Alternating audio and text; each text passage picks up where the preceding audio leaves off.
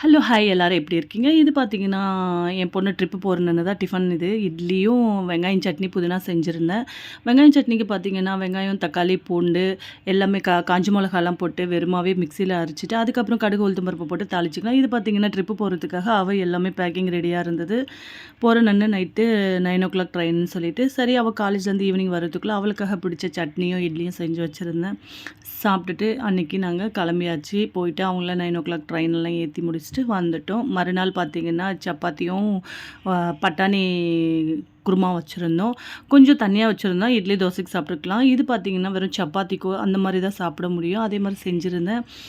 பார்த்தீங்கன்னா, மறுநாள் அந்த காராமணி வந்து சாப்பிட்றதுக்காக வேக வச்சுருந்தோம். இது பார்த்தீங்கன்னா, வெண்டைக்காய் சாம்பாரும், சாதம் செஞ்சிருந்தேன்.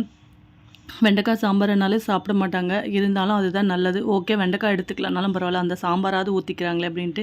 தயிர் பார்த்தீங்கன்னா, இந்த குட்டி பானையில தான் நான் இது பண்ணி வச்சிருந்தேன். அவ்வளோ சூப்பரா இருந்தது. புளிக்கவும் இல்ல. ஒண்ணுமே இல்ல. அவ்வளோ திக்கா இருந்துச்சு. நம்ம அந்த க்ரீம் மாரி இருந்துச்சு. கண்டிப்பா இந்த மாரி உங்களுக்கும் இந்த குட்டியா பானை கிடைச்சா, கண்டிப்பா தயிர் நீங்க அதில ட்ரை பண்ணி பாருங்க. Okay bye friends.